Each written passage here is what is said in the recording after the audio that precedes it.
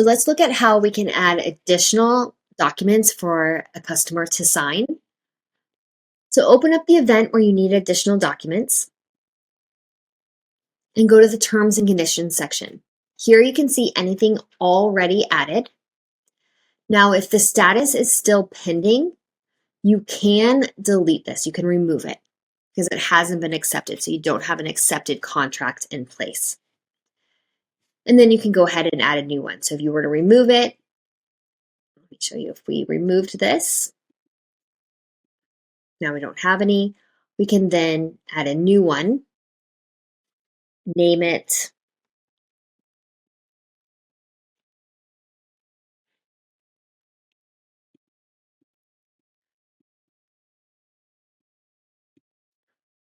we can put in who has to sign it out of the customer list and choose the template.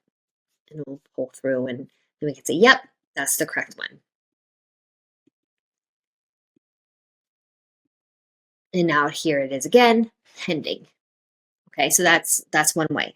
Now, if it's already been accepted, but it needs to be modified, could be that there's a date change, there's a package change, something that you want to capture in an agreed upon or legally binding way, you can always add on a new one.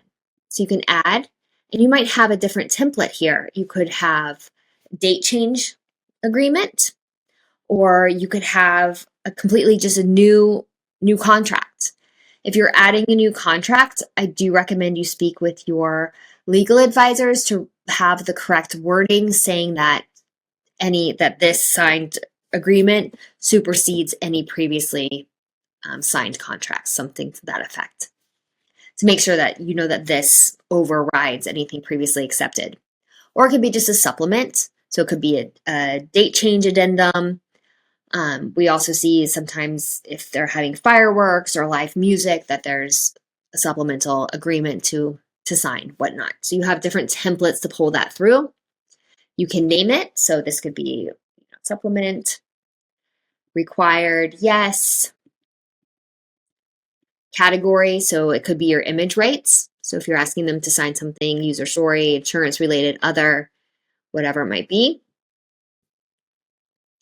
If you want who you need that to sign, or if you need both of them to accept it. If you don't choose this, it can be accepted by just one person, either one, whoever gets to it first. And then choose it that you want to add. And if this is a supplement, you can add wording up here, blah, blah, blah, to say that this is superseding or whatever the case may be. And hit save, and that will send it. And now they have two pending, so assuming that this was accepted, then they would accept this and would override it.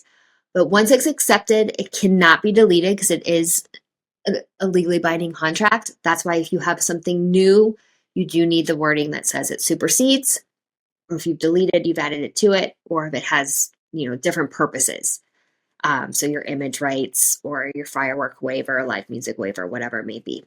And you can see exactly where they are and which of the customers you're still pending or you've received approval from.